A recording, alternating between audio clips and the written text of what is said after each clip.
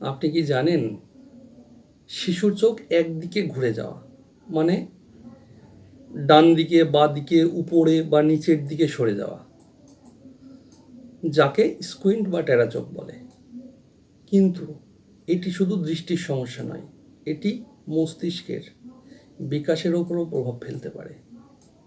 অনেক সময় বাবা মা ভাবেন বড় হলে ঠিক হয়ে যাবে, কিন্তু আসলে বাস্তবতা হলো 90% ক্ষেত্রেই এটা নিজে থেকে ঠিক হয় না।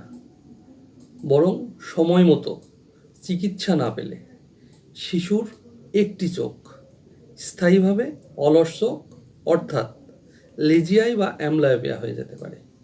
এখন ভাবুন, শিশুটি যদি ছোট থেকেই এক চোখে কম দেখতে থাকে, তখন তার মস্তিষ্ক ধীরে ধীরে ওই চোখের সিগন্যালই বন্ধ করে দেবে। তখন শুধু দৃষ্টি নয়, চোখ এবং হাতের সমন্বয়, পড়ালেখায় মনোযোগ, এমনকি আত্মবিশ্বাসও নষ্ট হয়ে যায়। অনেক শিশুই এই সমস্যায় ভোগে, কিন্তু তারা বলতে পারে না। তাদের চোখে এই দুনিয়া কেমন যেন একটা ঝাপসা হয়ে যায়। আর আমরা বড়রা বিষয়টা বুঝতেই পারি না।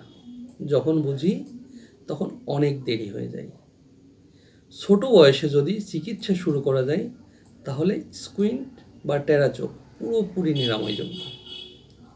চশমা, থেরাপি অথবা প্রয়োজনে অপারেশন সবই কার্যকর এবং নিরাপদ।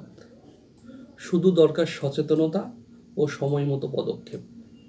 তাই মনে রাখবেন, চোখ একদিকে ঘুরে যাওয়া মানেই সময় ঘুরে যাওয়া নয়, এটা হলো সতর্ক সংকেত। তাই আপনার সন্তানের চোখে যদি টেরা বা স্কুইন্ট ভাব দেখেন, তাহলে একদম দেরি না করে দ্রুত চোখের ডাক্তারকে দেখান। মনে রাখবেন, একটু সচেতনতাই বাঁচাতে পারে তার সারা জীবনের দৃষ্টি, আত্মবিশ্বাস আর স্বপ্ন।